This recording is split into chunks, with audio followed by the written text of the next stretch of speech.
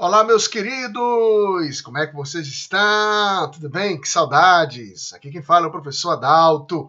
E você já me conhece, eu sei disso. Hoje, no nosso encontro, nós vamos trabalhar especificamente com a boa nutrição. A nutrição, que é uma das principais competências exigidas pelas provas do Enem. São muitas as habilidades, dentre as 30 habilidades da matriz das ciências da natureza, que retratam a nutrição como um dos componentes conteudistas-chave para o aluno que está pleiteando uma vaga na universidade. Uma vez de que a nutrição, pessoas, ela envolve o metabolismo, envolve as biomoléculas e envolve, meus queridos, as vitaminas. Vitaminas essas que são biomoléculas essenciais na nossa fisiologia celular. Dentre as vitaminas, hoje nós vamos trabalhar com as lipossolúveis. Claro, existem diversas, mas as lipossolúveis, essas em especial, serão trabalhadas no dia de hoje. A palavra vitamina, ela tem um significado etimológico. Basicamente, é uma aglutinação entre a amina e a vida. Amina vital, vitamina. Isso tudo está diretamente ligado à origem da palavra, por exemplo, amina vital, que relaciona-se a uma molécula chamada tiamina, uma das principais vitaminas do complexo B. A tiamina, ela era administrada para pacientes que tinham uma polineurite muito grave, conhecida como beriberi. Você já ouviu falar dessa terminologia? E as pessoas com beriberi, que sentiam muitas dores, prostradas, quase que esqueletizadas, quando ingeriam alimentos à base dessa tiamina, da amina vital, essas pessoas tinham a vida redobrada, recoberta de uma série de estímulos motivacionais. E, diante disso, a amina vital trazia alegria, trazia saúde para essas pessoas que estavam prostradas no leito. Diante disso, a palavra vitamina se consagra e várias das biomoléculas, não somente aminas, são utilizadas dentro desse grupo. Bom, mas o que significa vitamina em termos funcionais? São biomoléculas orgânicas que participam da constituição de diversas coenzimas. Coenzima, uma molécula orgânica que metaboliza as nossas reações. Ou seja, ela participa de todos os processos metabólicos como uma espécie de biocatalisador. A enzima, portanto, é um biocatalisador. Uma coenzima, como a vitamina, atua junto à enzima. Olha aí a palavra, coenzima. São de origem endógena, principalmente vegetal. E outros micro-organismos, como, por exemplo, bactérias da nossa flora intestinal. No entanto, como nós animais não temos a capacidade de produzir, nós precisamos ingerir essas biomoléculas. Inclusive ingerir, por exemplo, alimentos animais que vão ter essas biomoléculas metabolizadas dentro deles. E é por isso que nós temos uma vasta rede de alimentos diversos que compõem, por exemplo, as principais fontes desses grupos. Essas vitaminas foram descritas de acordo com sua ordem cronológica de descoberta.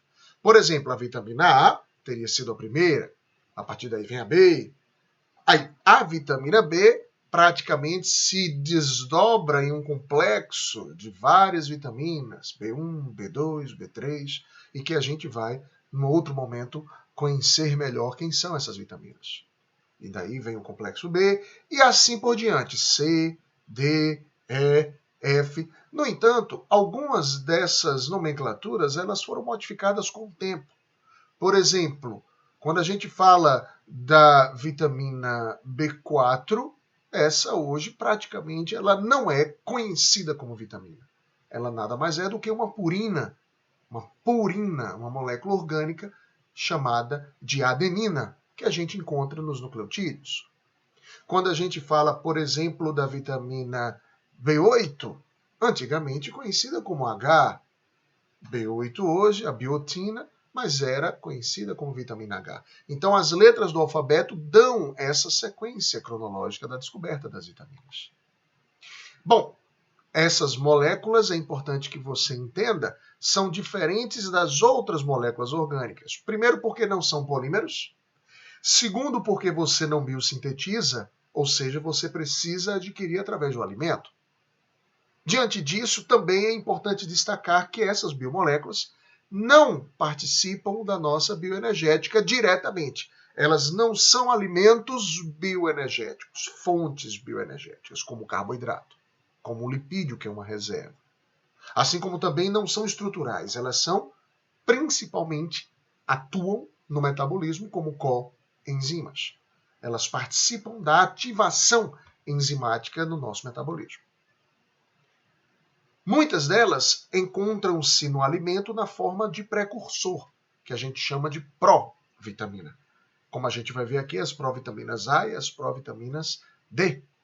No entanto, essas vitaminas, de acordo com a sua solubilidade, elas vão se dividir em dois grupos. As hidrossolúveis, solubilizadas em água, e as lipossolúveis, solubilizadas em lipídios. Legal? Essa é a classificação. Como fontes naturais, nós vamos encontrar, por exemplo, em relação às vitaminas que são metabolizadas em lipídios, a fonte principal é de origem animal, como leite, seus derivados, ovos, carnes, enfim. Claro, porque são alimentos que contêm lipídios, contêm gorduras. As hidrossolúveis predominam, por exemplo, como fonte, os alimentos de origem vegetais, como as hortaliças, verduras, frutas, cereais, enfim. Temos vitaminas, como eu já havia falado, produzidas inclusive pela própria flora bacteriana, que inclusive mantém uma relação mutualística em termos funcionais com o nosso corpo. A vitamina K, por exemplo, que eu vou falar dela, é produzida pela flora, assim como outras vitaminas do complexo B. Legal? Quais são os principais problemas relacionados ao balanço vitamínico? Nutricionalmente, eu posso ter uma ausência vitamínica, avitaminose, ausência. Posso ter uma hipovitaminose que gera uma subnutrição, a carência de um determinado grupo. E também tem uma hipervitaminose, que seria o contrário, seria o excesso. Portanto, nós temos que manter uma espécie de balanço vitamínico, um equilíbrio, claro, natural. Nem a hipo, nem a hiper. Tudo bem que as hipovitaminoses são as carências, são as mais conhecidas e perguntadas e questionadas nas provas. As hipervitaminoses trazem problemas pontuais, principalmente nas vitaminas lipossolúveis, que necessitam de gordura para seu armazenamento. Bom, quem são elas?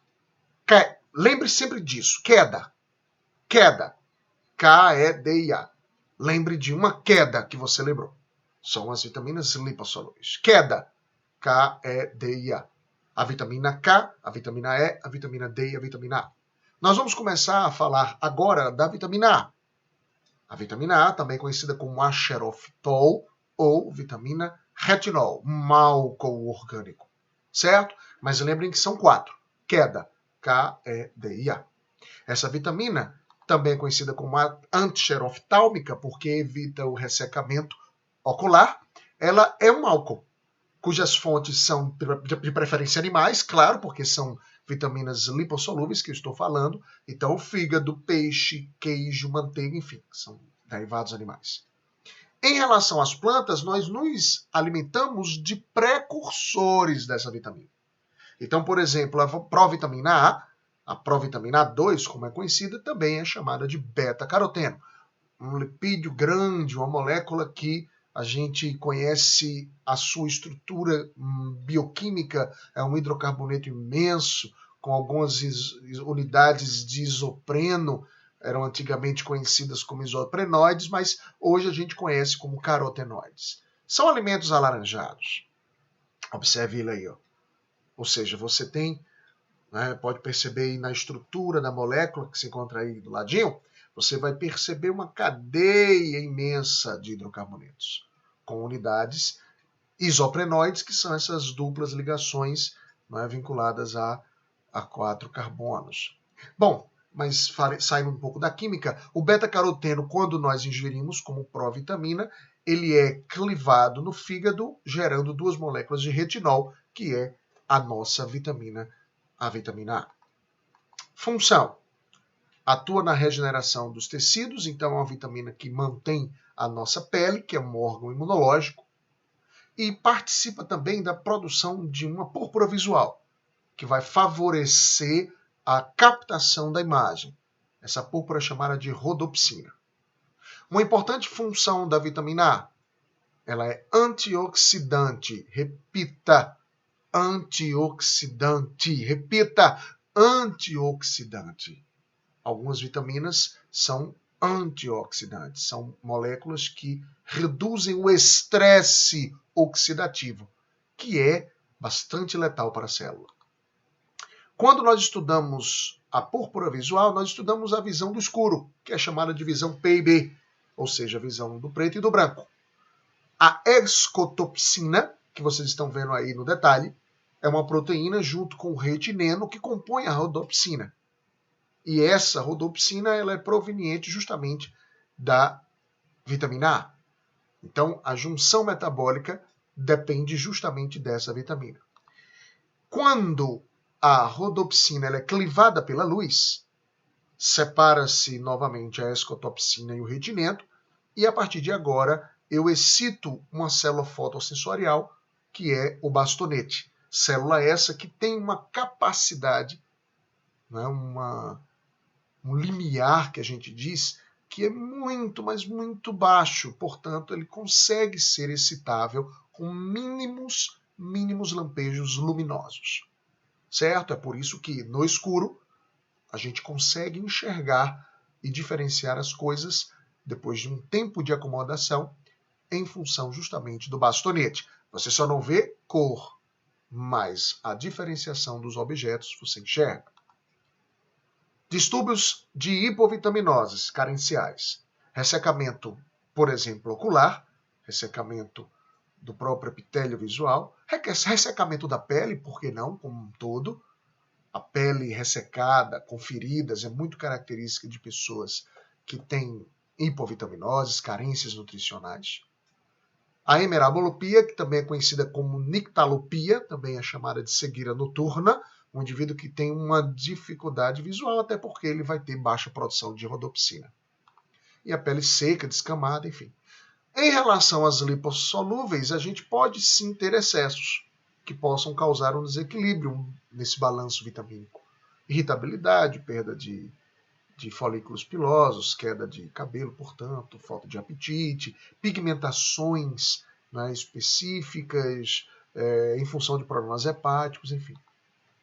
E no detalhe aqui você consegue ver, por exemplo, esse olho que está bem ressecado, certo? Chamada xeroftalmia.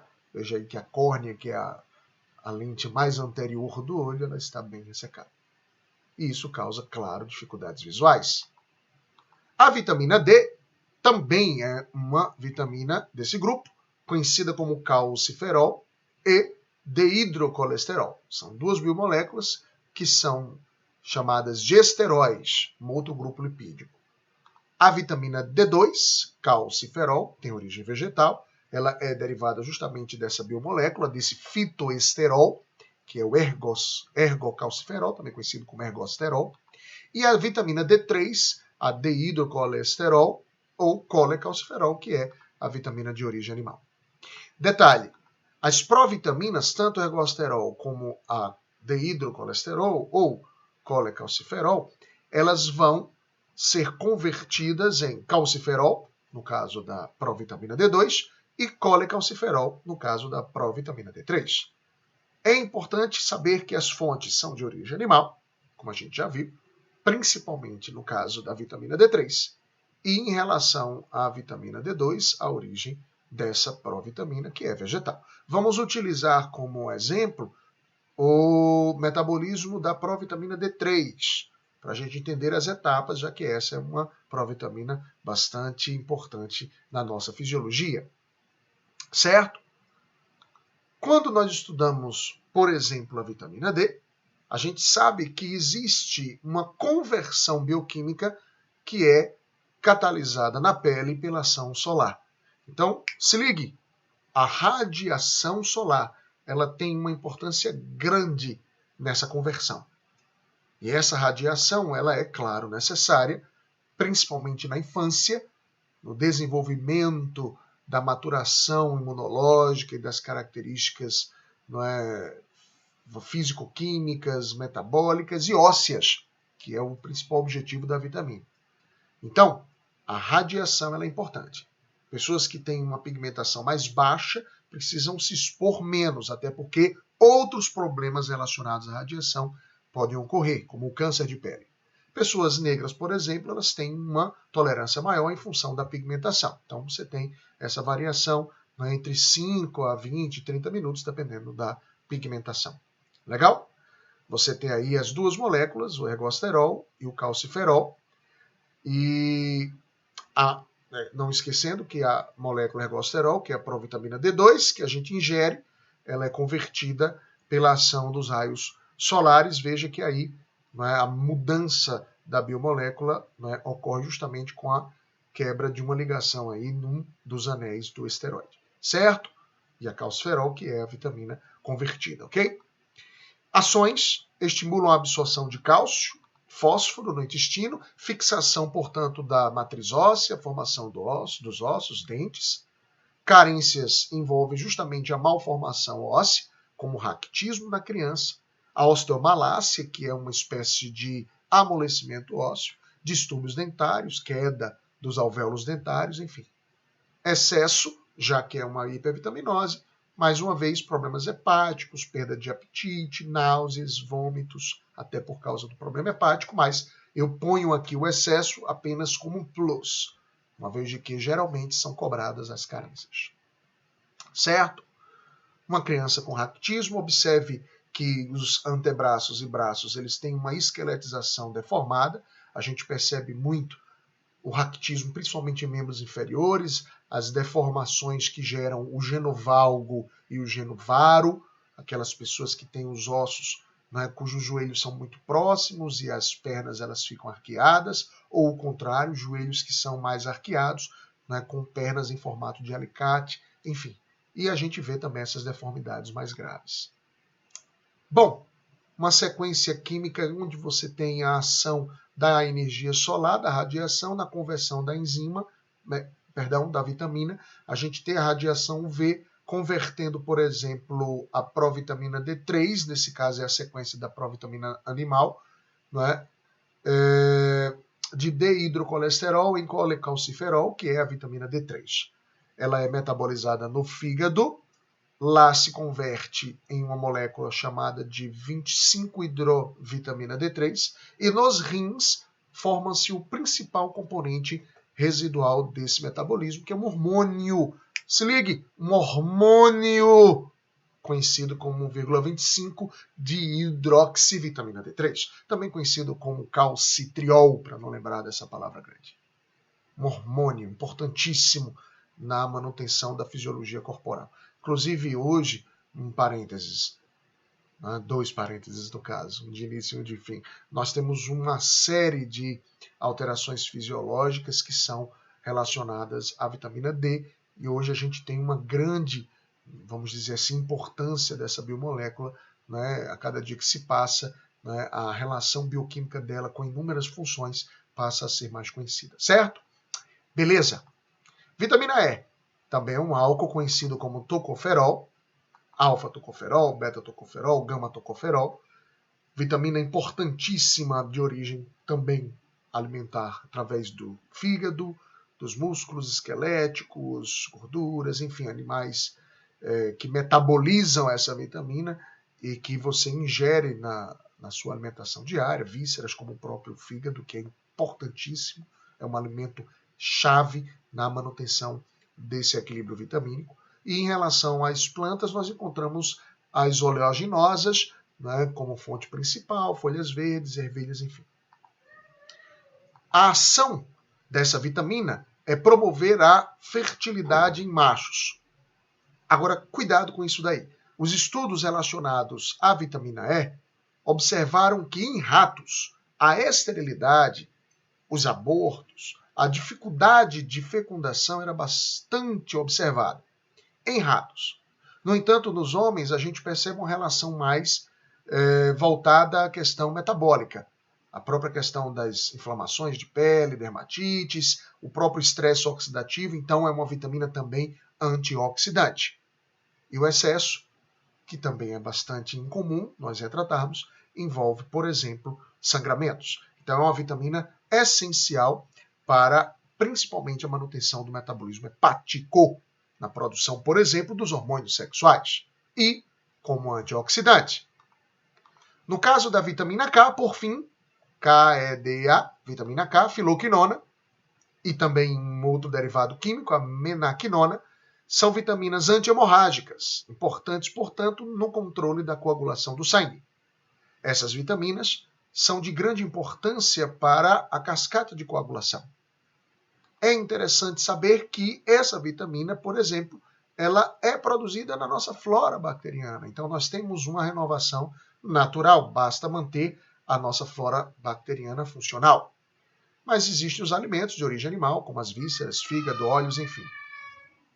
Distúrbios, problemas hemorrágicos. Claro, se você tem a carência vitamínica, você tem a hemorragia. E o excesso, como a gente já viu, envolve problemas hepáticos, nesse caso, relacionados ao sangue. Certo? Aqui você tem hemorragias pontuais, né, que podem estar diretamente ligadas à carência dessa vitamina. Ok, pessoas? Muito bom! Valeu! Até a próxima! A gente se encontra por aí.